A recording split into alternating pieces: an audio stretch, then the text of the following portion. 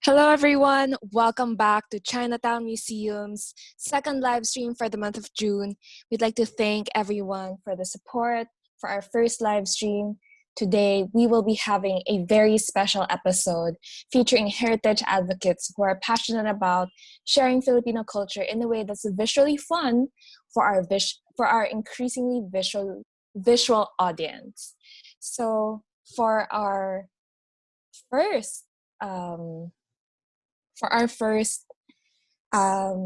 speaker for today, we will be having Sir Ed Sison of Kinulayang Kasaysayan, which is a Facebook page where he shares his colorized black and white photos and sepia photos that have been colored onto the internet. So it's a way for him to share his enthusiasm with essentially old photographs to fellow heritage enthusiasts. So you may have heard of Sir Ed before. I bet you've seen his work go around in countless Facebook groups. It's in like every nostalgia group or every heritage advocate group. And we don't really see the man behind the photos. So this is a chance for our audience to come together and get to know Sir Ed more and his process for his photos. So if you have any questions, please reserve them for later. Sir Ed will be coming on to answer them in a bit. So, Sir Ed, hello. Hello, Sir Ed.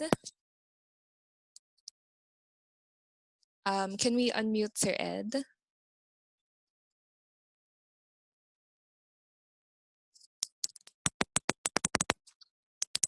Hello? Wait lang ah. Dealing with a bit of technical difficulties. Hello? Hello, Bev. Please unmute Sir Ed. Thanks. Yeah. Okay. Hello, Sir Hello. Ed. Welcome po. Magandang hapon. Before we begin yung talk nyo po, can you give us... hapon po sa inyo. Before we begin our talk po, can you please give us a brief background? Why do you call yourself Kinulayang Kasaysayan po?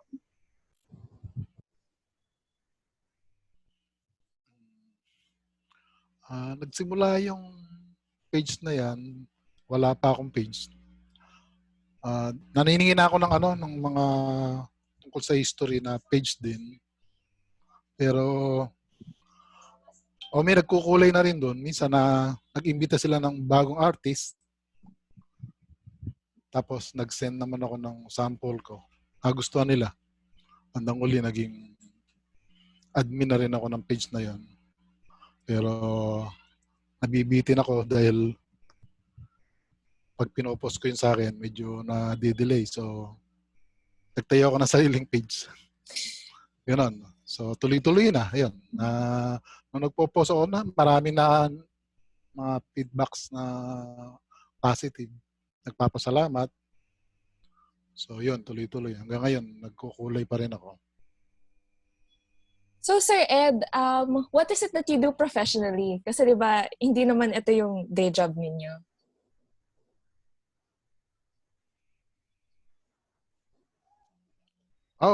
Hindi naman ako talagang ito yung trabaho ko. Hobby ko lang talaga to dahil ang trabaho ko doon sa Provincial Assessor's Office sa Bataan Capital.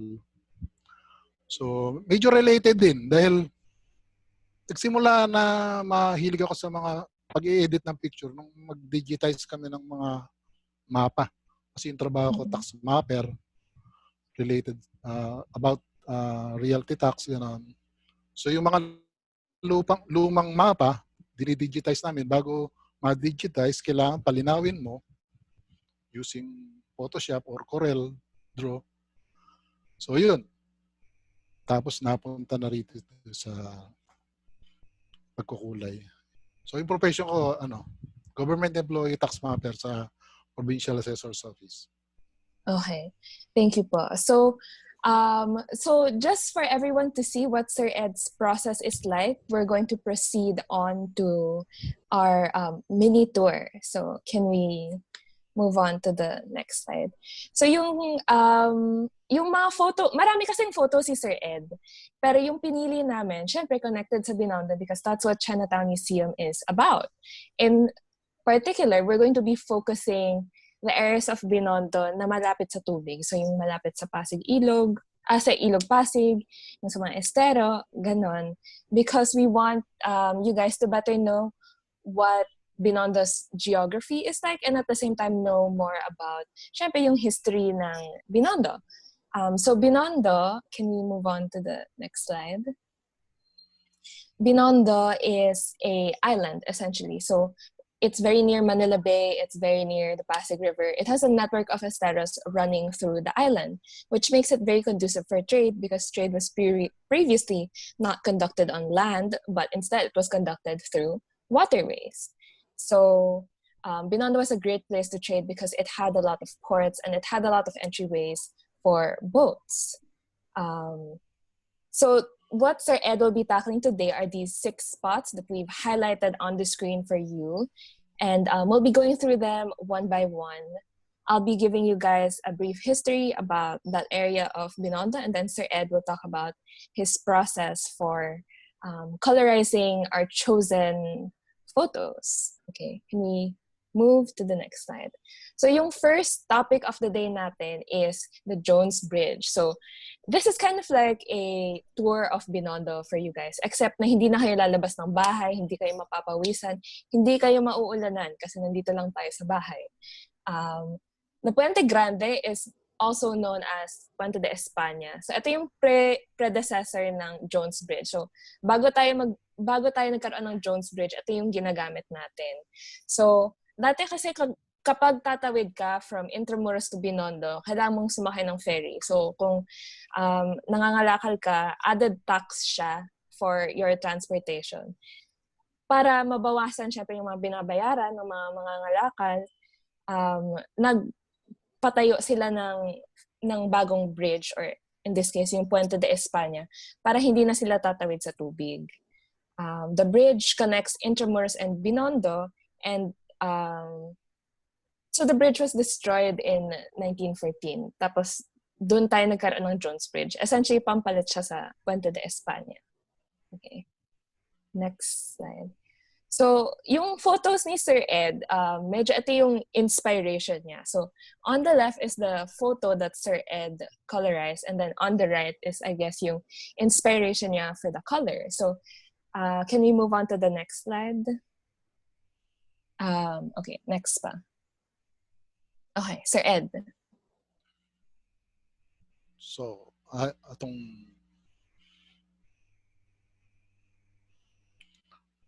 yung Bridge of Spain. Yes po. Ito yung colorized photo na. Tapos, yung nasa kanan, yun ang original na black and white. Galing kay Mr. John Tewell. So, yung reference na ginamit ko rito sa pagkukulay, yung postcard na pinakita mo kanina. Yun. So, yun yan. Isa pa. Yung slide 7. Yan, yan. Slide 7. Yung yung kulay. Yan. Okay, dito ako nagbase ng kulay. Mapapansin natin na yung ilog hindi naman maberde-berde siya.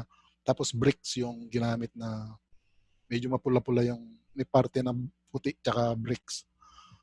Yung picture nga na to, parang American time na to dahil extend na yung yung pinaka-bridge, may mga high beam na nakapatong na. So yung reference ko, nagre-reference ako ng mga kulay base dun sa gaya nga nito mga postcard, iba naman sa mga nada-download sa internet, mga drawing na album, gano'n. At iba naman sa pelikula. So, gaya nito sa Bridge of Spain, dito sa postcard ako nagbase ng kulay. Sige po, next slide po.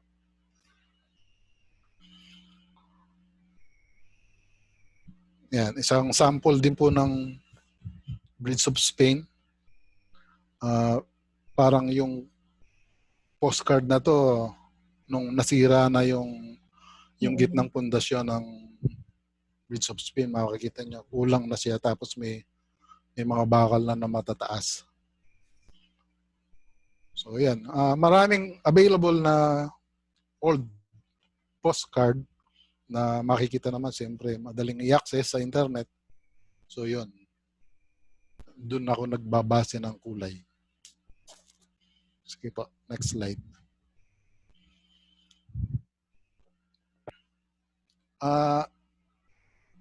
Hindi ko napakita yung process dito, pero ang laman lang naman ng larawan hindi madetalye. Una yung tulay, ilog, tsaka yung mga structure na makikita. Gagaya nitong Bridge of Spain na galing sa nalimutan ko yung source, pero eskolta yung mga bahay mga structure sa eskolta tong nasa gitna. So hindi ko masyadong tinitingkaran yung kulay dahil ayokong maging yung parang bagong-bago siya dahil luma nga yung picture. So pag kinulayan ko, yung style ko, ayoko rin ng bagong-bago siya yung dating. So gaya nitong Bridge of Spain na to, ang kinalabasan niya parang vintage din. Sige po, next slide. Okay, so for our next topic, we'll be handling the Pasig River. So that's number 2 on to our reference board. So, yung Pasig River, di ba, pagdaan nyo ng Jones Bridge, yung tubig sa baba, yun na yun, yung Pasig River. Dati, di ba, parang laundry area siya. Malinis pa siya dati, so pwede ka doon maligo, pwede kang maglaba, pwede kang pwede kang magpatayo ng dock pen. So, dati, di ba, ibang-iba talaga yung Pasig River from what it is now. So, ngayon, di ba, parang medyo maitim, maputik, madumi. So, way back when, it hasn't always been like that. Tapos dati, syempre, mas marami siyang cascos kasi at that time, ginagamit pa yung esteros. So, yung mga bagay-bagay, pumapasok siya sa Pasig River and then into the esteros. Sir Ed, parang hindi ka pa ito nakikita. Parang bago po ito yung photo sa left. Ano pong masasabi niyo dyan sa coloring niyo dyan? Hindi ako nagkulay. Ay, sorry po. Yung picture na yan, hindi ako nagkulay. Parang old pictures lang siya. Ito po. Ibang angle to. Ibang angulo siya sa kinulayan ko. Yan. So, yan. Mapapansin natin na maraming naglalaba.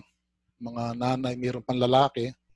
At sa gawing likuran yung Bridge of Spain. Maraming laman yung picture dahil maraming makikita mga tao, 2, 4, 6, 8, 9, siyam na karakter at maraming mga damit na iba-ibang kulay din to eh.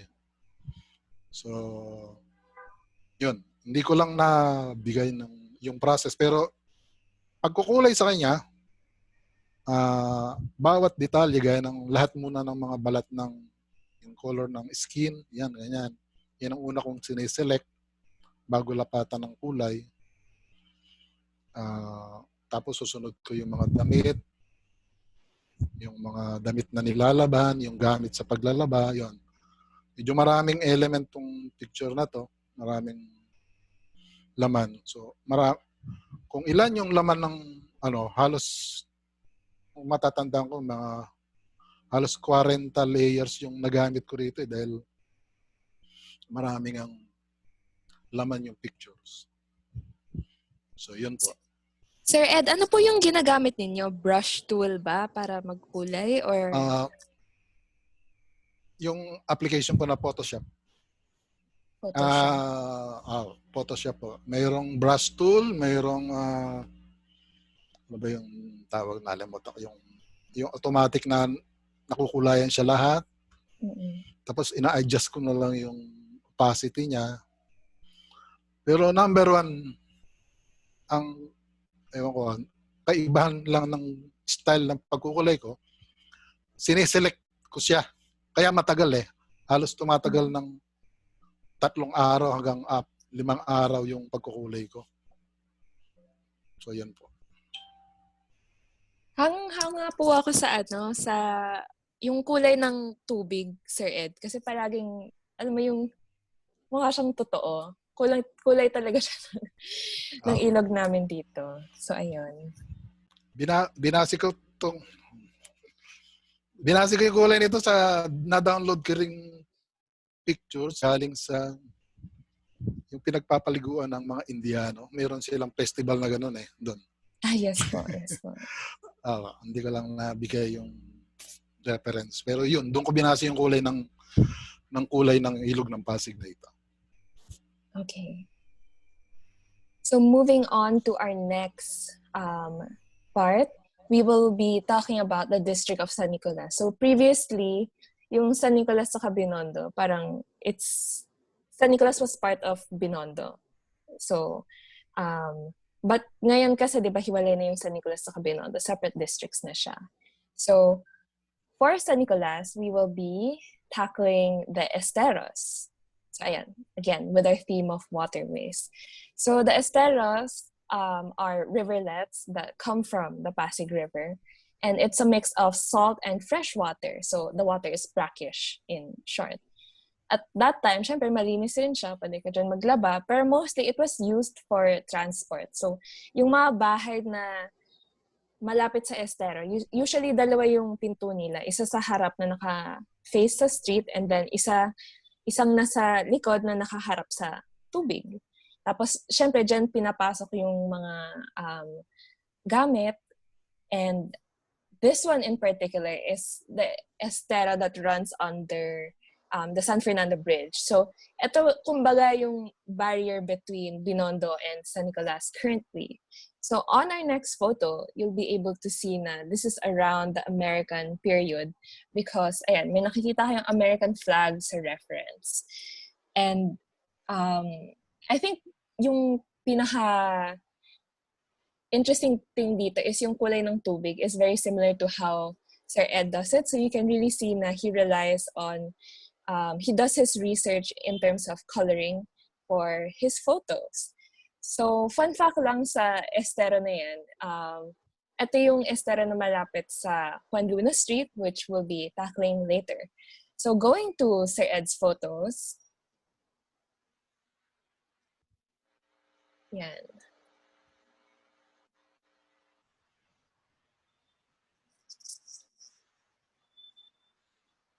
Ito yung estero naman. Yan. So, gaya nga na sinabi mo kanina, yun ang pinagbasehan ko ng kulay, yung ilog. Mga kasko na nakadaong sa tabi ang laman ng picture at may mga bahay na nung panahon na yon. Ang ginawa kong pagkukulay dito ay isang trial and error nung panahon na yon. Kinulayan ko muna yung ilog, tapos sinulayan ko yung kasko, tapos kinulayan ko yung bahay. Kaya lang, hindi lumitaw yung pagkakaiba ng mga bahay kasi ginawa ko sa isang kulay lang siya. So, ang ginawa ko dito, particular dito, mapapansin nyo yung first na building, medyo brown, susunod medyo light white, para lumitaw yung pagkakaiba nila. Ganoon naman din yung bahay din talaga, lalo na doon sa Las Casas, dito sa aming probinsya. Minsan nagbabase ko doon ng kulay ng mga gusali. So, yun.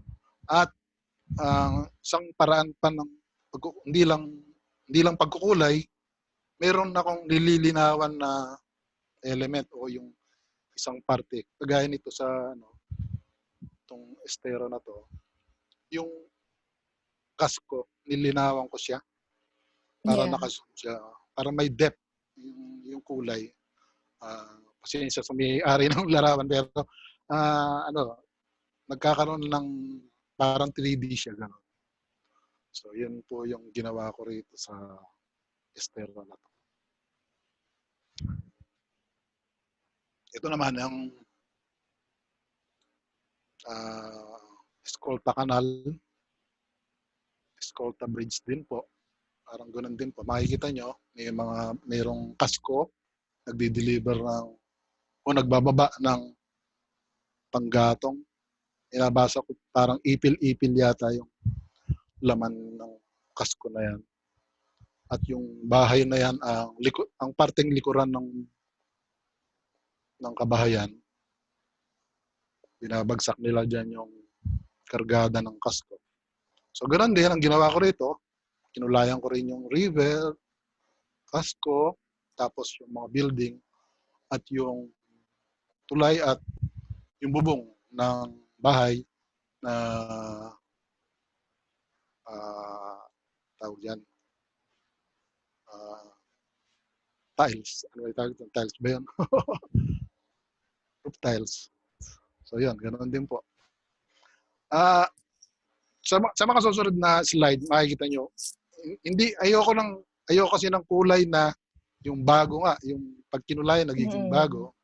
So, hinahaluan ko siya ng konting vintage o yung para hindi naman, ewan ko ba kung yun ang pakiramdam ko lang po. So, ganoon din po to, Escolta Bridge din to, ganun. Pareho din ng kanina. Pareho din ang kulay na ilog. May mga sundalong Amerikano na naka-standby dun sa tulay. Tsaka mga Pilipinong naglalakad. Yun. Yung kulay ng bahay, naka-roof tiles naman siya. Tapos may mga signages. Imagine ko na lang yan. Pero naniningin din ako ng kulay doon sa, mamaya mapapakita ko sa inyo yung reference ng mga signages na download. So, yun. Okay. So I think what's interesting about Sir Ed's work is hindi lang kulay yung tinatake into consideration niya, pati yung texture siguro ng mga dingding, ng mga kahoy, ng mga bahay. Ina-adjust rin ni Sir Ed para magkaroon ng depth. Kasi kung tinignan niyo po yung black and white photo, parang medyo matte yung texture niya. Tapos hindi klaro yung details ng bahay at saka ng tulay. Pero nung kinolorize niyo po, biglang lumabas yung texture ng brick, ng bridge, in comparison sa cement ng tulay, yung nasa arch. So, ayun. For our next stop sa ating mini tour, we have the Binondo Church. So, kapag dumaan kayo sa Jones Bridge, tapos dumidire-diretso kayo, makikita nyo ang aming Binondo Church. So one of Sir Ed's color inspiration is this postcard from the Mario Fier collection. And the Binondo Church is very iconic to our community because it kind of functions as the center of Binondo. So nandito yung plaza. Dati nung may Tranvia pa kami, nandito rin yung mga stations. And this is a station where all the lines connect. So parang it's a very busy and very traffic space. So I think at this time, this was pre-war. So before 1945, kasi nakatayo pa yung La Insular Cigarette Factory, which was destroyed in the Battle of Manila between February to March 1945. And the Binondo Church at that time, yung plaza niya, hindi pa siya ganong kalaki. So like may fountain na siya, tapos there are benches around it, pero ngayon kasi mas pinalaki namin yung plaza. And yeah, okay. So ayan. Yan. So gaya na sabi kanina ni Miss Yuri, yung reference na ginamit ko rito, yung postcard kanina, mapapansin natin sa kinolorize ko. Galing ito sa Kimas collection. Mm. Tapos, medyo yung dating niya mayroong parang may nag-comment nga na hindi mo naman yata kinulayan yung kulay sepia lang. Yung mga ganon. Kasi panahon, tingin ko rito panahon pa ng Kastila dahil wala pang automotive na makikita puro kalesa Yeah. lang. So, nanonood ako ng mga lumang pelikula, ayun, yung mga motion picture, yun, parang ina-adapt ko yung kulay niya doon. So, parang gumagalaw yung mga karakter doon sa loob. Hindi lang ba siya kulay lang na nilatago mo ng kulay. So, ganun yung style ko. Yung harapan ng simbahan, yun, yung pintuan, medyo maroon, gaya din na nandun sa postcard. At yung bahay, na nasa tabi, ayan, medyo dark, kaya dark din yung kulay ko. May nagtitinda ng sapatos yan nasa unahan na ito. Nasa parting kanan. Medyo kinarap ko yung picture kasi pag kung buo yan, hindi nyo ganang makikita yung detalye. So, minsan Yeah. ganun ang ginagawa ko, kinakrap ko siya para ma-zoom in yung laman ng picture. Kagaya ng itong Binondo charts. Naparami yung kinukulayan ko ng tungkol kasi nga na-lockdown tayo eh. Nagkaroon ako ng time. Sige po. Exciting. So our next stop is Calle Rosario. So just to explain lang, yung etong dalawang photo na to, hindi siya off Calle Rosario, pero ito yung inspiration ni Sir Ed for his colors sa Calle Rosario. So just a brief background, Calle Rosario is now Quintin Paredes Street. When you go off the Jones Bridge, it's one of the first streets that you can go into. It's a very wide street, and it's one of the major streets in Binondo kasi while Escolta was the center for imported European American goods, Calle Rosario naman was the place for large Chinese stores. So, Sir Ed, paki-explain po yung color inspiration nyo for yung Calle Rosario picture ninyo. Sige po. So, ito larawan po ng Venice to. Pakita niyo muna natin po yung next slide. Next slide muna po. Yan. Ito po yung Calle Rosario. So, makikita niyo sa kanan yung black and white. Yung lugar po na to, ito yung Plaza Moraga. Wala pa yung Jones Bridge dyan. Yeah. Papunta sa simbahan ng Binondo. Diyan nagbababa ng kalakal yung mga nagbibiyahe. So yung mga taong nakatayo na to, malamang sinisilip nila yung bangkang nakadaong sa tabi na nagbababa ng kalakal. Yung tabla na yan, yung mahaba, diyan dumadaan yung mga nagkakarga paahon dun sa mga kinarga nila sa mga kalakal. So, magsisimula pa lang ako magkulay nito nung sa kabilang page ko pa admin pa ako doon, wala pa akong sarili. Nag-iisip ako kung saan baka pwede magbase ng kulay. So, naalala ko kasi yung Manila, sabi Venice of Asia. So, nag-search ako ng Venice, yun sa Italy. So, yun yung last slide. Yan. So, yung inspiration, yan. Parang binasi ko lang dyan yung kulay dyan. Yung makita nyo yung cobblestone na yun, yung beige brown, tsaka yung building, tsaka yung may kasko. Ito, itong nasa kanan. So, yun. Binasi ko lang yung ginawa ko reference na kulay. Sige po, balik na po tayo sa Calle Rosario. Yan. Sige po, next slide. Wala pa pala yung process po. Sige. In 25. Slide 25. So yan, ito po yung process. Marami po sana akong pinost dito, kaya lang hindi na siya makikita, kaya binawasan na lang po. Ang una kong kinulayan dyan, yun, yung cobblestone, tsaka yung building. Sabay-sabay na yun, isang layer siya. So makikita nyo, halos pareho ng kulay. Tapos, habang sinusum in mo kasi yung picture, makikita may detalye, gagaya na itong bintana na yon, medyo bricks yun eh. Makikita nyo yung mga ano, pag zoom in siya sa Photoshop o sa computer. So yun ang sinunod kong kulayan, yung bricks, tapos yung mga kulay na ng mga damit, yung mga kalesa. So yun, tsaka yung mga bubong. Yung kaya lang, mapapansin nyo, nung nakakulayan ko na siya, parang matingkad siya na alit yung kulay ng damit ng mga tao doon sa mismong cobblestone o yung sa structure.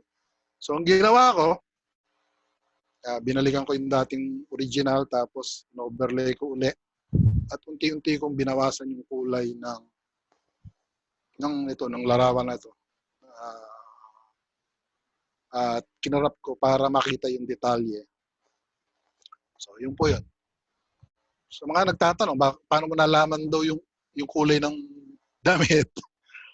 Mostly po, pag lalaki kasi, makikita nyo naman mga light yung kulay ng mga damit nila. Sabi, black and white lang daw. Pero hindi naman po ganon ang sinabi ni talaga. Hindi naman black and white lahat yan. May mga kulay din po. Kaya lang ito, binasi ko rin po sa lightness ng mga kulay niya. Kung light, lagyan ko ng konting brown, konting green. Medyo nagkaiba yung kulay ng babaeng naglalakad. Dating pinost ko, medyo light brown yung naging berde. May nag-comment kasi dati, wala daw nagsusuot na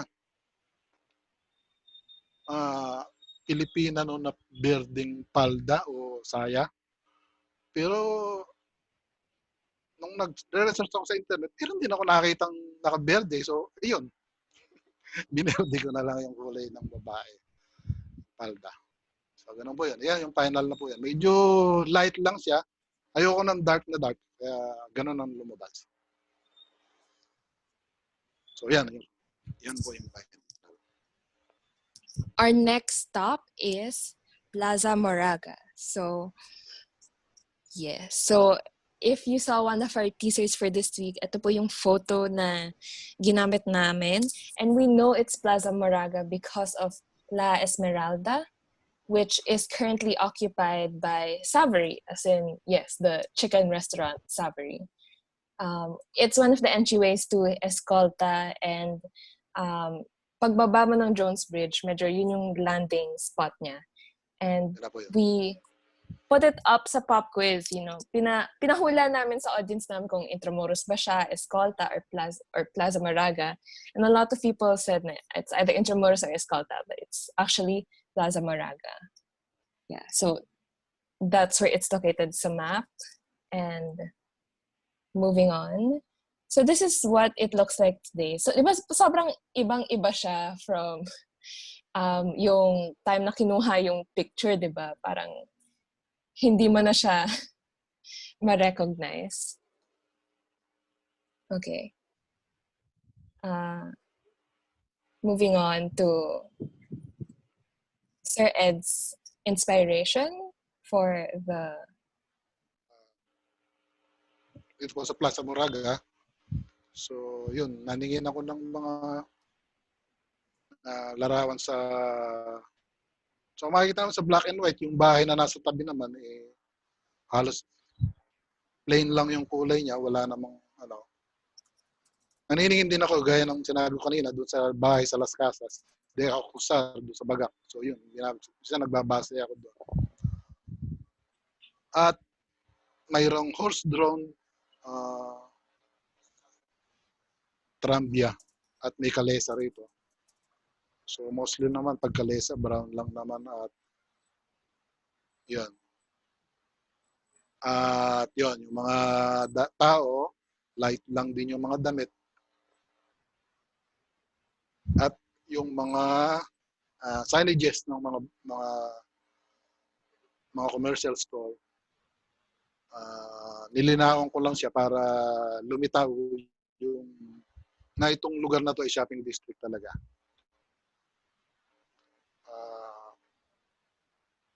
Medyo mag-green-green tong ginawa ko rito pero cobblestone yan eh. Nilagyan ko lang ng konting alam niyo na, arte. Para umiba yung kulay do sa para lumitaw yung kulay ng mga tao. Ayan, yung mga naglalakad. Nilagyan ko lang. Maraming dumi ng kabayo dyan eh. Pag sinuzoom in nyo, yan yung mga dark spot na yan. Mga dumi ng kabayo yan. Dama. So, yun yan. Ganun ang kulay na ginawa ko.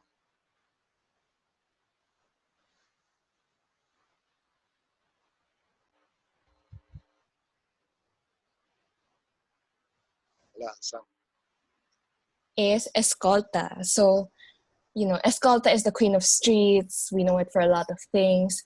But mostly, it's a center for, it helps Marx Binondo as a center for trade because a lot of the foreign businesses put up their shops there. And sobrang social niya dati na lahat ng high-end na kailangan mong bilhin or na gusto mong dayuhan, makikita mo siya sa escolta. So moving on to our next slide, you can see this is a stereo card image. So, which is also another great resource for if you would want to try coloring photos. If you can find a colored stereo card, that's great. Or you can choose to color a stereo card. So a stereo card, ito yung nilalagay dati sa stereograph, which is kind of like a Viewmaster 3000 ng sinaunang panahon. And yung idea is pag nilagay mo siya sa lens ng stereograph, magmumukha siyang 3D. And one of the references for Sir Ed's Calle Escolta photo are these two images. So the one on the left is from a phone directory, and this one, La Confianza, means trust. So this one talks about a jewelry store advertisement. So sobrang mamahalin yung mga gamit sa Escolta dati kasi diba jewelry store, tapos if you see the surrounding stores within Sir Ed's photo, you could see na nagbebenta ng relo, nagbebenta ng alahas, nagbebenta ng mga glass na kung ano-ano yung mga stores in Escolta. Moving on. These are some color references that Sir Ed has for his work. So, I think nakakaiba to sa ibang reference kasi mas makulay siya, no? Tama. So, mas may red, mas may blue, mas may yellows and greens. Whereas previously, di ba, parang mas muted yung kulay. Tubig, bluish green. Pero ito talaga parang mas matingkad yung dating ng kulay. So yung next set of images that we'll be putting up is a work in progress ni Sir Ed. Yan. So yun, ako na po. Yes po. Oh, so gaya itong larawan na to, ito yung pagbaba ng Jones Bridge yung Calle Nueva. Yuchenko Street ngayon. Yes. Bago ko kulayin yung lugar na to, madetalye to, medyo napapakamit na yung ulo ko nung kinukulayan, nung binabala ko siyang kulayan. Pero palibhasa, nagkaroon ako malaking panahon dahil nga dito sa lockdown. Sige ka, at maghapon ako magkulay, alam, i-istorbo. So ito, sino-zoom in ko muna yung picture, makikita ko yung detalye, yung nasa taas yung tindahan siya ng yan, habane, hindi ko lang makataas. Tindahan ng sigarilyo yan eh. Ibang pwesto. Sa baba yung Laki Piyansa, tapos sa kanan yung mayroong may kalesa o dalawang gulong. Tapos meron pa diyang karetela o na may hinahakot na bariles. Tingin ko alak to eh. Yung yung maliit na nakakaresa. So ito yung sige po, next slide. So yan. Ito po yung paraan ko ng pagkukulay. Makikita niyo sa first ito. Inuna ko muna yung mga yung kalesa, yung Chinese na may bit-bit, yung kulis. So yun, yung mga madadali mo ng kulayan, yung bubong ng bahay. Tapos, sinunod ko na yung mga iba pang mga detalye. Sa pagkakataon na to, palibasa, mayroong ng mga mayroong meaning ko, mayroong pre-application dun sa internet na i-upload mo lang tapos lalabas yung kulay. Sinubukan ko, pero makikita nyo, hindi naman siya ganun parang sepia din. Pero inisip ko, makakatulong to. Makakatulong tong auto-colorize na to. Gagawin ko siyang isang layer. So lahat, umabot ng 40 layers yung ginawa ko dahil mga madetalye nga to. Sige po, next slide po. So ayan, post-processing na po. After ko kasing makulayan yung isang picture, gaya nito, pinag-aaralan ko pa rin po, hindi ko agad siya pinopost o pinapakita sa madla, sa mga followers. Doon ako dating nagkakamali eh. Kinabukasan nagsisisi ko bakit pinost ko. Merong bang dapat na linawan at merong dapat i-focus rito. Nilagyan po siya ng depth para lumitaw lalo yung detalye ng mga tao. So yan, pati yung mga signages na baka nalilimutan kong kulayan. So yun, ganun po. Yung pagkulay ko po nito, umabot ng 4 na araw. Yan, 4 na araw po yan. Hindi naman tuloy-tuloy. Pag ayaw ko nang magkulay, pahinga na. So yun, maraming nag-like nito eh. Tapos ko po. Ito po yung paanan ng Puente de España. Yung horizontal na daan, yun po yung Calle Escolta. So yun. Napakaganda po ng nito. Ito naman po yung favorite photo namin kapag may Tranvia kaming post. It's also by Sir Ed. And ayan, ito yung sinasabi niyo pong cropped siya, no? From, hindi. Okay, cropped din po siya. Hindi pala. Yeah, the Tranvia, dumadaan siya dati sa Escolta. And it was a form of public transportation na ginagamit ng mga Manilenyo. Kasi dati walang jeep, wala masyadong bus. So ito yung ginagamit ng mga tao kapag, syempre, iikot sila ng Manila. Can we see we're going to move on to the next slide. So, Sir Ed,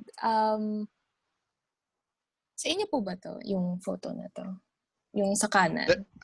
Na-download ko po. Yan ang ginawa ko reference ng kulay ng horse-drawn Tranvia. Wala pang electricity dyan sa atin.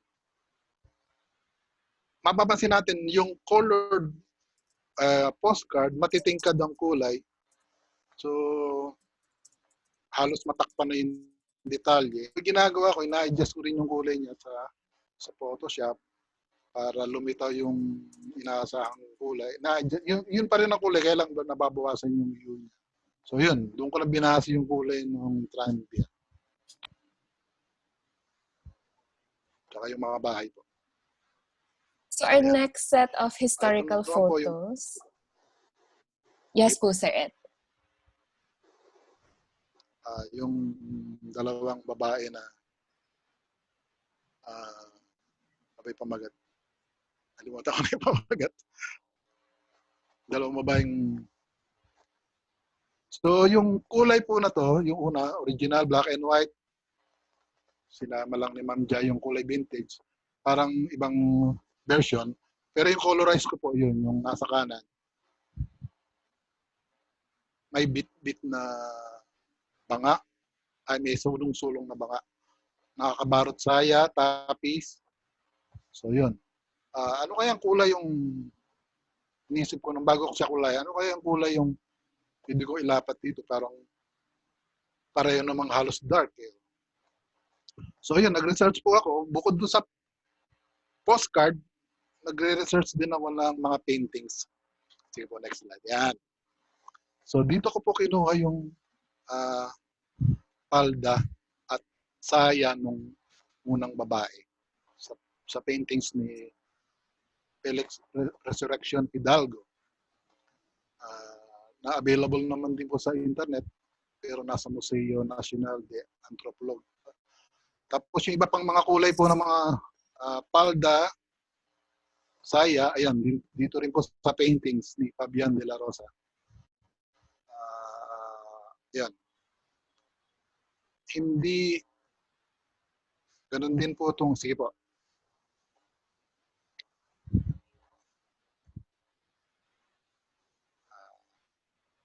Itong larawan din ng Chinese, mestiza. Hindi sasabihin kayo dito, ma'am. Wala na.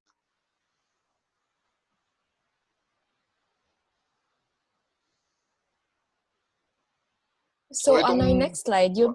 Sige ba? Sige ba? Sige po, Sir Ed. So, ganito rin yun. Yung kanina, Chinese mestiza na galing kay Francisco Bancamp. Sepia siya, hindi siya black and white. Ang laman ng picture, siyempre yung babae, yung damit niya, tsaka yung mga accessories, yung mga kwintas. So, sige po, yung next slide po. Ito po yung proseso. Siyempre,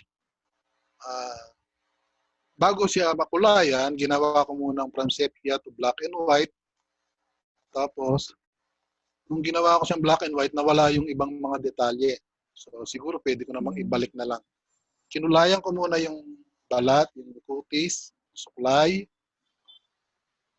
Tapos, next slide yan. Pagdating na doon sa panuelo o yung alampay, parang checkered naman siya.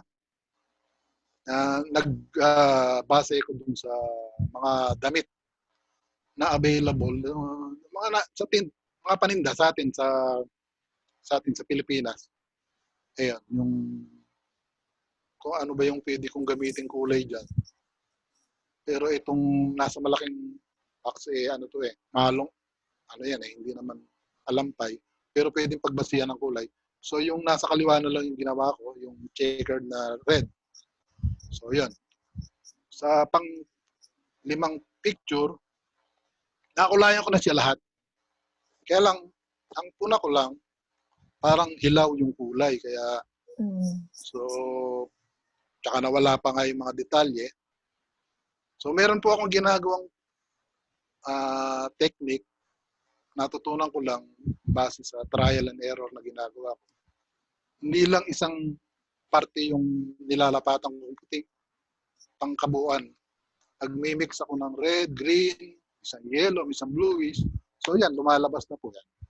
So yun po yung nasa pang-6 na picture. Next slide po. So yun, yung nasa last picture. Yun po yung final. Binalik ko yung detalye ng picture niya kasi sa original yung sepia. Hindi ko malaman kung totoong peklat yung nandun sa pisngi niya. O dumilang nung pagkaka-imprenta.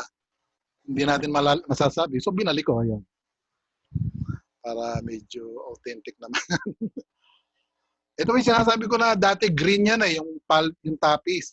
may nag-comment, Mm-mm. sabi wala daw tapis na hindi raw nagsusot ng green na tapis yung Pilipina nung araw.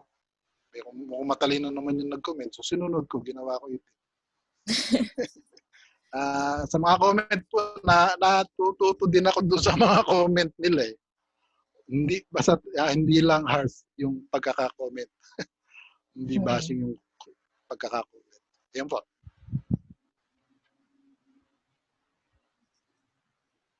This photo is a color reference for Sir Ed's next cluster of works. So I think these are images from Jose Lozano, which is also a major reference sa museum namin. And here, di ba, makikita nyo yung not just the colors, but yung different prints ng fabrics na nagagamit sa illustration and sa mga artistic images before. So on to our next set of images, we have a black and white photo that Sir colorized of two women. Sige ba, ayan. Itong Filipino schoolgirls, pangalan ng larawan, dalawang babae. Parang hindi ako sure pero parang isa rito anak ni General Emilio Aguinaldo eh. Hindi lang po ako sure, pero may nabasa po ako. So yung larawan na to, dalawa, nakabarot saya, pero wala silang tapis, palda lang. Pag tao, inuuna kong kulayan yung balat niya. So yun, nilagyan ko ng kayong mangging kulay, sinunod ko yung damit, yung baro, saya, pamaypay, ano pa. So, base dun sa kinakita nyo kanina na drawing, yung blue ang binigay kong kulay. So, yan. Nung nakompleto ko na, yan, yung pang-apat na picture, yan. At sa pang-lima, parang hindi ako hindi. Sa pang-apat, hindi ako masyadong, hindi ko, na-analyze ko lang bago ko i-post. Parang matingkad siya na, ewan kung tama yung terminology ko. Kulay candy ba siya gano'n? Parang, hindi siya natural na kulay. Gano'n. Yeah. So, yun. Sa pang-lima na naman, nagtimpla na naman ako ng kulay. Yun, yung lumabas, yung pang-anim. Pangkabuuan na. Yung base, medyo naiirita ako rito sa figurine na nasa kanan. Nilabuhan ko siya ng konti. Para lumitaw yung dalawang babae. Yung kasi yung main character, hindi naman yung figurine eh. Di ba minsan sa HDR na camera, nasuzoom in eh. Baka yung photographer nito nagkamali siya. So yun. So yun po yung proseso na ginamit ko rito. I think like one of the key takeaways of Sir Ed's works no is that hindi po simple yung pagko-colorize ng mga photos. Maraming research yung kailangan yung gawin. So si Sir Ed tumitingin siya sa mga postcards, sa mga paintings, gumagamit siya minsan ng mga apps para lang matama yung kulay. So hindi lang siya tumitira sa wala. No? Yung parang pinag-aaralan niya talaga yung mga kulay na available sa panahong yun at kulay na lumalabas sa mga images from around the same time period. So, ayan. If you would like to get in touch with Sir Ed, slide please. You can get in touch with him on his Facebook page, Kinulayang Kasaysayan.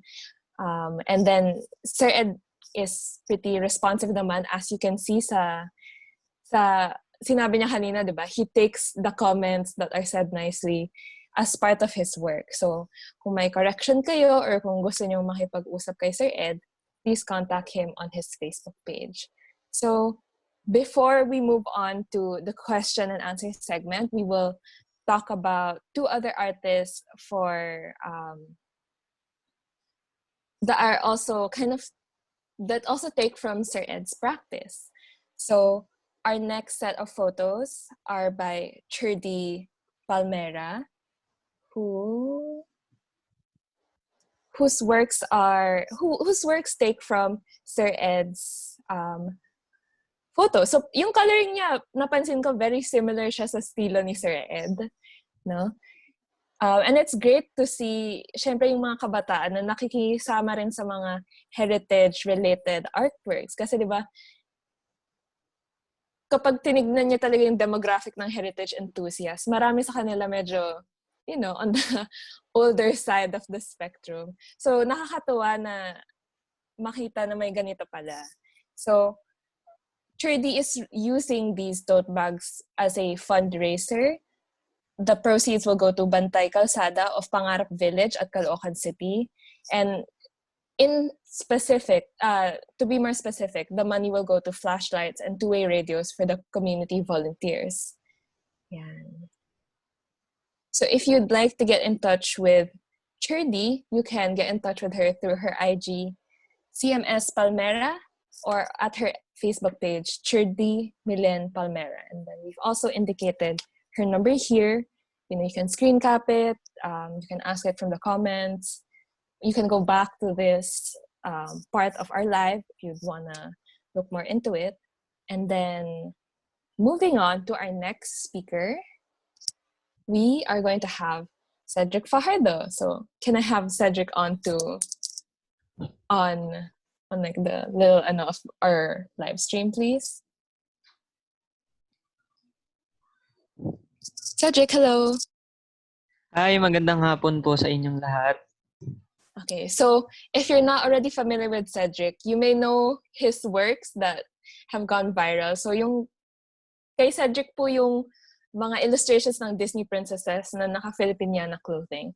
So just to give more a background on Cedric, he is a self-taught artist who is going into fine arts for college. He started with digital art at the age of 15, so when he was in 10th grade. And then he was inspired by his liturgical folk dance troupe, the Ministry of Action Songs Interpreters Guild, or MASIG, under the Nuestra Señora de la Asunción Parish in Bulacan. So he is inspired to look into and create Filipiniana art because he was able to appreciate Filipino culture and heritage. So, Cedric, can you tell us more about yung experience mo sa MASIG? Okay po. Yeah. Sumali po ako sa MASIG around 2018, and pinakaunang sayo ko po nun is sa Intramuros Grand Marian Procession po sa Intramuros, which is hundreds of Marian images po yung nasa procession. Then po nung nag-start po ako sumayaw, madami din pong mga folk dance troops na nandoon. Kaya na-inspire na din po ako na napakaganda po ng kultura ng Pilipinas. Hindi lang po sa history, kundi po yung kultura na meron tayo. Napakayaman po ng mga suot natin, ng mga sayaw, sa maraming bagay po. I think yung sobrang standout sa experience ni Cedric is that schools can be pushy about Filipiniana things, di ba? Like, ginagawa siyang PE, ginagawa siyang subject, ginagawa siyang exam. Pero minsan talaga hindi mo siya malunok kahit gaano nilang pinopromote sa'yo. Pero I think it's nice that you found a way na interesting at syempre relevant sa'yo yung Filipiniana culture. Kaya mo siya naging interest sa art, di ba? Super po. Yeah, I guess sobrang unique lang ng pagpasok mo sa Filipiniana culture. So it shows na it's not that the youth don't like Filipiniana culture, but I guess with like both of our experiences, it has to be packaged in a way that's interesting and syempre relevant sa experiences namin for us to be interested in it. So hopefully by looking through Cedric's works, we can appreciate more Filipiniana. And we know that there is parang may audience for it naman, di ba? Kasi marami sa mga nag-share ng mga artwork mo, parang bata rin, hindi siya yung mga seniors, di ba? Yeah. So, moving on to our first slide. So, yes. Cedric, can you just explain why Disney? Pocahontas po, we all know na yung story naman po ni Pocahontas is a maiden sa Native America na anak po ng isang chief ng isang village na in love sa isang dayuhan. Then, yung pong setting po ng lugar nila, and then po si Pocahontas mismo are more like with something more ethnic po and more on royalty. And then binis ko po siya dun sa painting na to. And then sa Amaya po as like warrior like po siya tignan, and at the same time na royalty din po siya tignan, napaka-royal po tignan. And you can see na din naman po yung mga prints nung sa damit niya, then sa tattoos, sa accessories din po. Yeah, that's it po. So while we were getting in touch with Cedric, inexplain ni Cedric na he tries to match the time period where the Disney film is set with yung time period natin sa Philippines, di ba? Yan yung parang basehan mo for... Yes po, yun po yung inspiration ko. Medyo match po siya ng konti sa timeline ng Philippines during pre-colonial and colonial period po. So this slide talks about yung process ni Cedric. So, sobrang mind-blown yung team namin na sa phone mo lang to ginagawa, di ba? Opo. Yes po. Since po wala po masyadong proper equipment, trinay ko pong aralin sa phone na lang po gumawa ng mga digital art since pwede din naman po. Possible naman din po siya. And ito po yung process. Medyo mahirap din po siya actually. And madaming time po yung naubos ko dito. Pero worth it naman po. So, makikita nyo naman po dun po sa first screen caps yung mismong outline ni Pocahontas. Then sumunod po ako sa hair color, sa skin color po, and then sa makeup, sa color ng lips, ng eyes. Then sinunod ko na po yung base ng damit. And sumunod na din po ako sa mga details sa prints po nung damit niya, and sa tattoos, accessories, yung pong nasa neck. And medyo binago ko din po ng konti yung sa may part ng neck niya para more Filipino po siya tignan. And doon po sa headpiece na golden earrings, and sa headpiece niya po. Makikita niyo po yung before photo na dating picture. Pinagbasehan ko as reference po. Okay lang ba na itanong namin kung anong app yung ginagamit Yes ninyo? po. Sure po. Gumagamit po ako ng Autodesk sketchbook app po. Okay. Gumagamit po ako ng Autodesk. Madami din po kasing option ng brushes. So para sa mga interested dyan na mag-try rin ng ganitong artwork, Autodesk po yung sikreto ni Cedric. Madali po siya. Okay. Beginner-friendly daw. So, ayun. Yes, Autodesk, please sponsor Cedric kapag nakikinig kayo. Please. Move na po tayo. Sa Cinderella, Yes. so yung suot niya dito is a traje de mestiza. So, can you explain to our audience Okay po. what a traje de mestiza is? Traje de mestiza, or mas kilala po natin siya ngayon sa panahon na Maria Clara dress, na kinuha po sa pangalan ng female character po ng mga novels ni Rizal, which is Maria Clara nga po. So, traje de mestiza, binubuo po siya ng ilang piece, which is the panuelo, the baro, the saya, and tapis. So, itong bawat piece po ito, marami po siyang meaning. May meaning din po siya, hindi yung basta sinusuot lang din po. Nakita niyo naman po sa picture yung panuelo na nagdadagdag po ng modesty sa mga kababaihan noon, na nakakadagdag po siya ng hinhin na na image po na iconic image po ng mga babaeng Filipina dati. Then nakikita niyo naman po sa tapis, ginagamit po ang tapis dati as since nga po mainit ang weather dito sa Pilipinas, karamihan po sa mga palda ay maninipis. So medyo see-through din po yung mga palda dati, kaya makikita din po yung panloob nyo. Kaya gumagamit din po sila ng tapis as pantakip po dun sa palda. Pero makikita nyo po dun sa art, dun po sa Cinderella na ginawa ko pong see-through yung tapis para sa fashion statement po. More magical look. Because po, syempre po, more on fairy tales po, magic. Yung something that nakikita din po yung mga lace and ganun. Binase ko po yung mismong structure po ng dress ni Cinderella sa costume po ng Bayanihan Dance Troupe sa polka ball dance po, na hindi po siya ganun kahaba yung saya niya, pero elegante din po siya tignan. And then kita niyo din po yung headpiece na bulaklak para makapagdagdag din po ng bango. Then po dun kay Prince Charming, may kita niyo din po ang barong Tagalog na may raffles po sa baba. And ang maganda po dito is nakakadagdag po siya ng tika sa lalaki. Napakaganda pong tignan ng barong Tagalog. And the accessories also, the choker, the necklace po.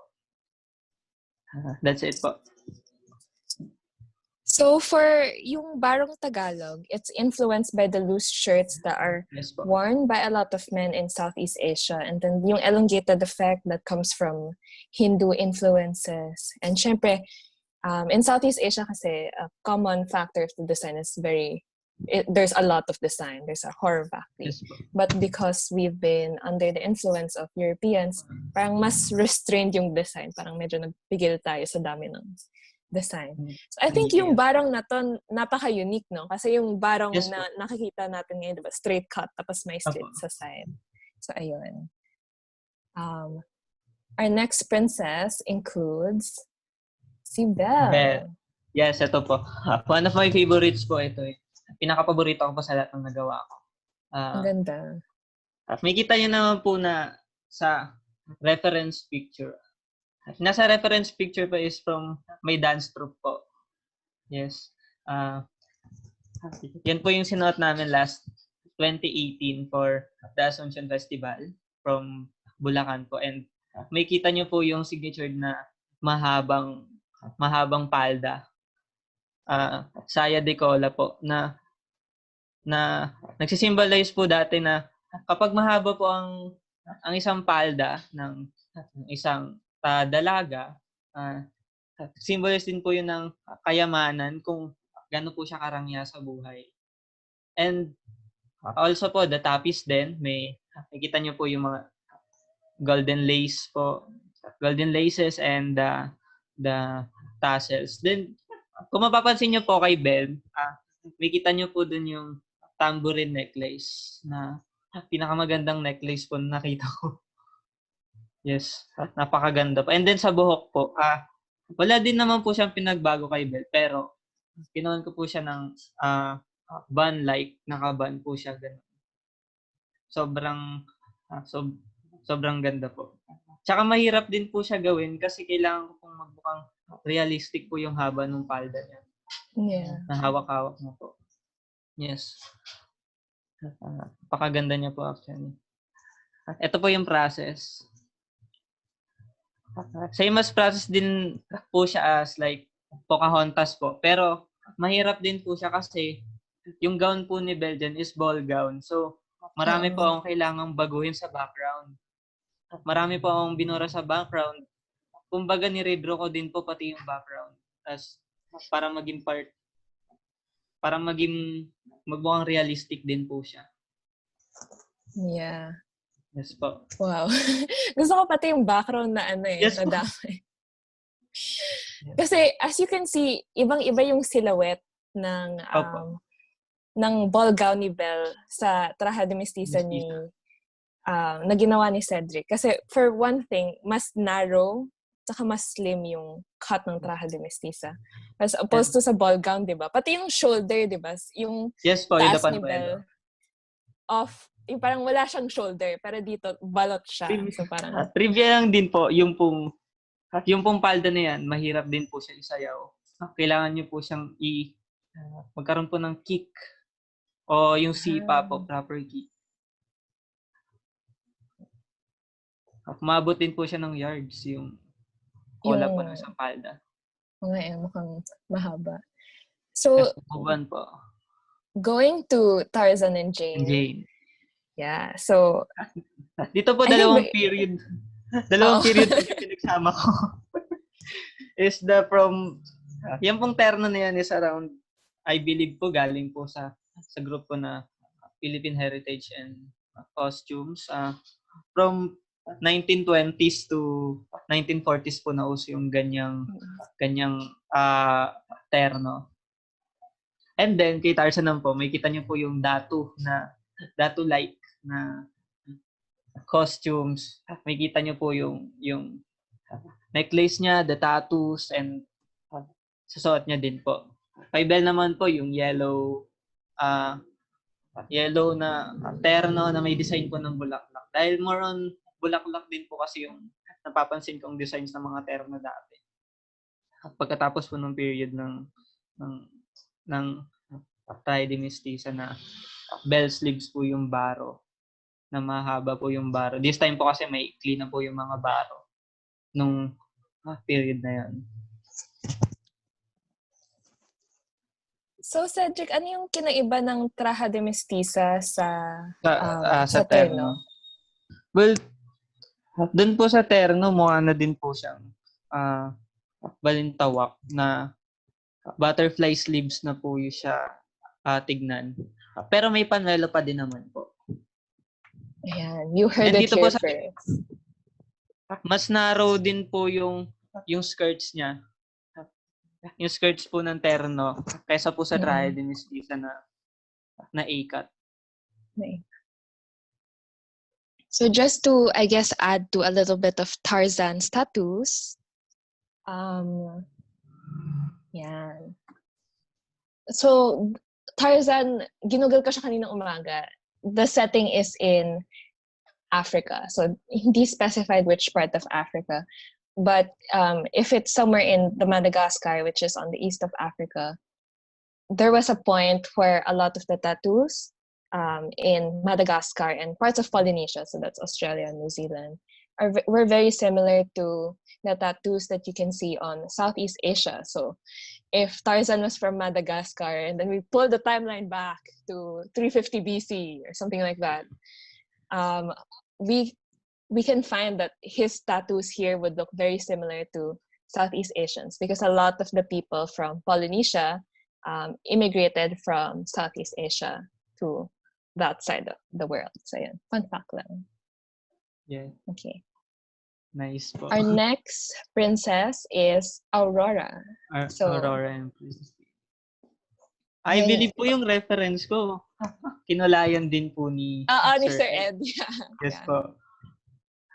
Ang pinagparisan ko naman po dito, dun sa reference ko na po na picture, is yung sa buhok na nakalugay din po siya and then may suklay or paineta. Pero po yung sa costume ni Aurora po is yung panuelan niya po is may fringes po. Parang more on hindi po masyadong mayaman tignan. Because sa scene po na ito kasi hindi pa po siya princess talaga. Then makikita niyo po yung scapular niya, yung necklace niya po. Which is part of the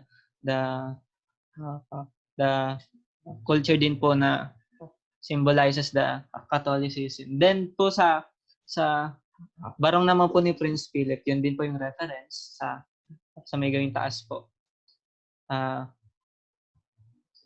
Same din po siya na may counting ruffles. But po, medyo maliit po yung cuffs niya. Then mahigpit din po yung collars. So, yun po. Para more on Ginoo style po. Maginoo tignan.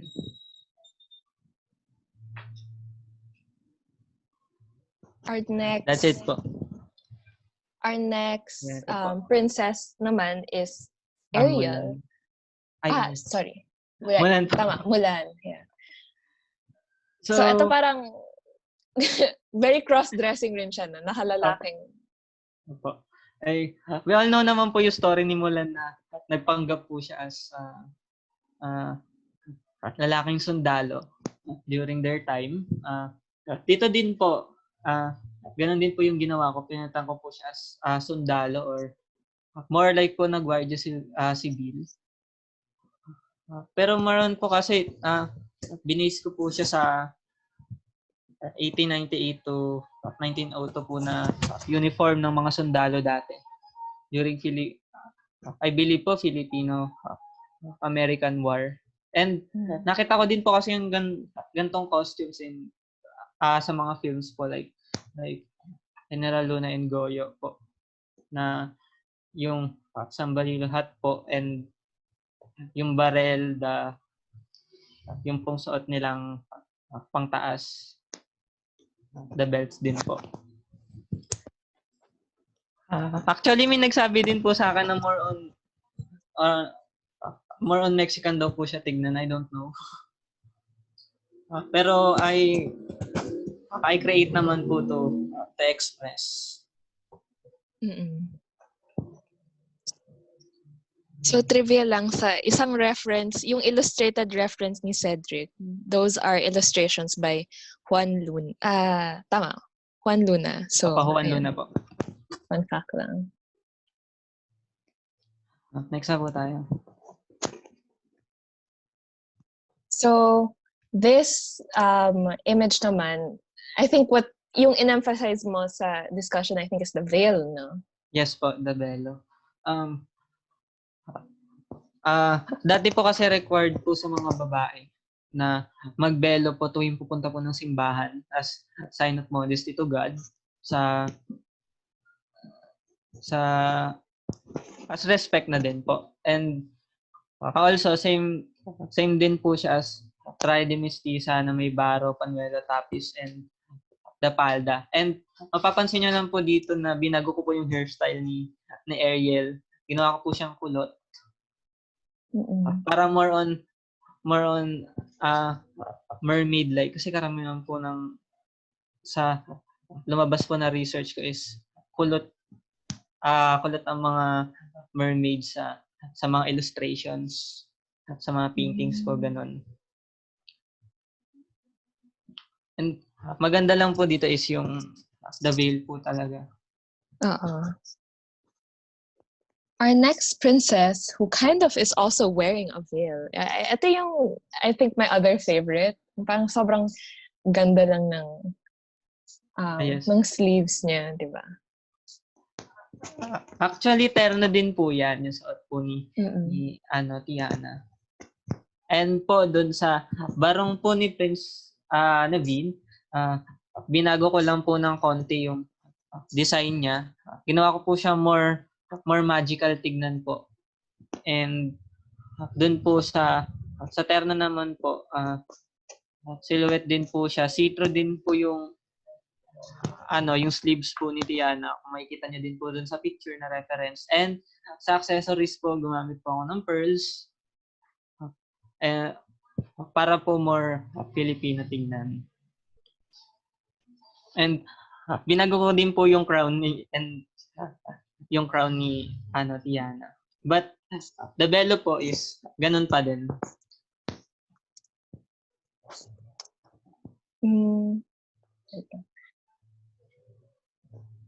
Can we, going back to Tiana and Prince Naveen's illustration, I think yung one thing that's so beautiful is yung embroidery, diba? Yes po. It's on the sleeves, it's on the center of Naveen's barong Tagalog. And just to add a fun fact about it is that as we transition to the Spanish colonial period, previously kasi, di ba, marami tayong tattoo. So, Yes po. if we want to mark a celebration or an achievement, we put tattoos onto ourselves. Pero during the Spanish colonial period, kasi dapat balot na tayo, instead of tattoos, we use embroidery to kind of, as a way to self-expression. So, our next princess, again, is a more simpler outfit. So, this is the balintawak ni Snow White. So, ayan. Okay po. Ito po yung pinakaiba sa lahat ng princesses po. Nakikita niyo po yung balintawak. More on po kasi siya, ginagamit po namin yung ganyang costume sa mga rural dance po, sa mga baryo na sayaw. More on sa bukid, palaisdaan po, yung mga ganong sayaw po. And then makikita niyo din po yung iconic butterfly sleeves and then yung pong tapis. Kadalasan po kasi design ng mga tapis ng balintawak na pang-rural po is it's either full color po or checkered, floral, or it's either of the three po. And also din po may scapular din po si Snow White kung makikita nyo. Mm-mm. And then meron po siyang headpiece na flowers. Kung mapapansin niyo po. Kasi more on like po na rural setting po kasi yung tingin ko doon sa gubat kung nasan po si Snow White. Kaya po ginawa ko po siyang balintawak dress po. Mm-mm. Our next princess naman is Aladdin and Jasmine. So this illustration, I think, is very standout siya sa iba mong illustration because it taps on Mindanao dresswear. So, can you briefly explain yung pati yung headdress nakakaiba eh. Opo. More on Islamic po siya. Binase ko po siya sa folk dance na singkil na kung saan po nandun po yung isang prince and princess po, sumasayaw po sila within the steps of bamboos. Ganun po. Makikita niyo po yung headdress ni Jasmine, the sari manok. Na makikita niyo din po sa reference. And then po yung mahabang veil din po. More on gold po siya. Para symbolizes po yung kayamanan ng karangyaan po ng isang And ganun din po also kay Aladdin. Meron din pong mga nagsasabi na mas more kamukha po siya nung sa live action po ng Aladdin. Because of the color po nung damit ni Jasmine. And then po sa embroidery po na gold. That's it po. Our last slide of Cedric's includes Hercules. So, a while ago, di ba si Tarzan, that was pre-colonial. But this one is, I think, like the tattoos, at least, it still exists today. So, if you're familiar with Wangod, who is a mambabatok or tattoo artist, hanggang ngayon, she's still, ginagawa pa rin yung ganitong klaseng tattoo, pero not to this extent anymore na yung parang for a multitude of men and entire body talaga. So can you briefly explain yung tattoos ni Hercules? Mahirap po siya gawin actually. Sobrang madetalye din ang makikita niya. And binase ko po siya dun sa photo sa baba na from chest up to the shoulders po na may pa-zigzags design or makikita niyo din po na hindi po siya parehas ng design sa left and right, magkaiba po siya ng design kagaya po nung nasa picture. And then mapapansin din niyo din po yung damit po na weave po siya. More on patterns din po and colors po ng Mountain Province. And then the headpiece po na may balahibo po siya ng ibon. More on body revealing din po kasi ang costumes ng mga Igorot, kaya ginaya ko din po siya as Hercules kasi yung original photo niya po more on balot na balot po siya sa armor, kaya kailangan ko po ding i-reimagine din po yung katawan niya po. For Igorot men, yung usual place ng tattoos is the chest and the arms. So, very much reflected onto Hercules' body. So, for what Cedric is currently up to naman, so one of his latest works that I saw he posted on his IG story just this morning, if I'm correct, is the Alejandria Sisters reimagined in Terna dress.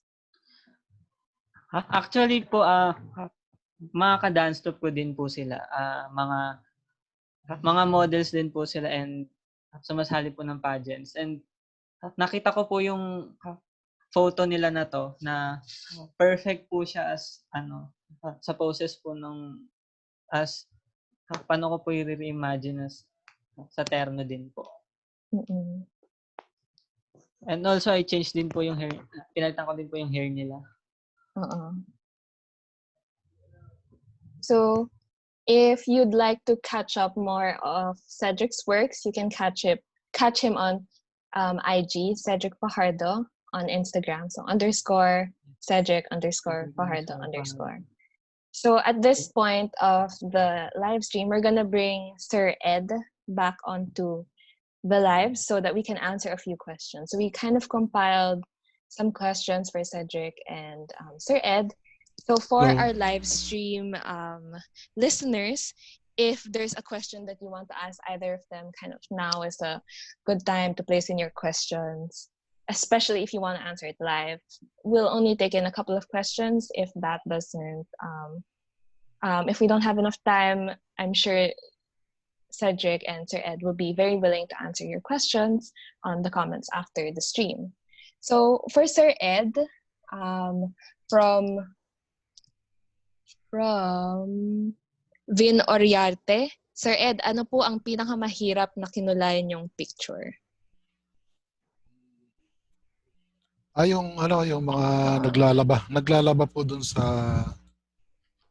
yung sa Pasig Pasig River. Opo, maraming kulay akong ginamit dun, kaya lang hindi na lumitaw.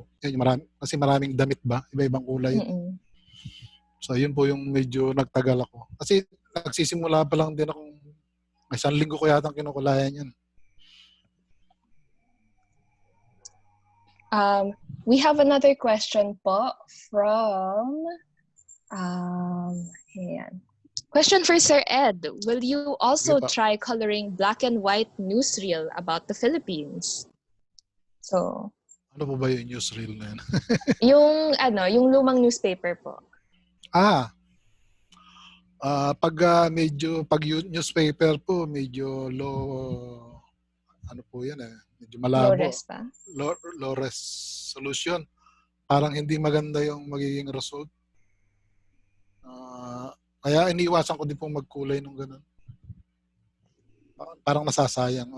Ewan ko po, nadadamage lalo yung picture. Pero kung high res, bakit po hindi? So, sa mga interested dyan at may high-res copy ng mga newsreel, kung gusto nyo na i-color ni Sir Ed, dapat daw high-res. Ipadala nyo lang sa kanya. For Ed naman, from John Paul Abellera, gagawa din po ba si Cedric ng Filipino-inspired anime images? Cedric, may plano ka ba? Looking forward na po. Nag-research na po.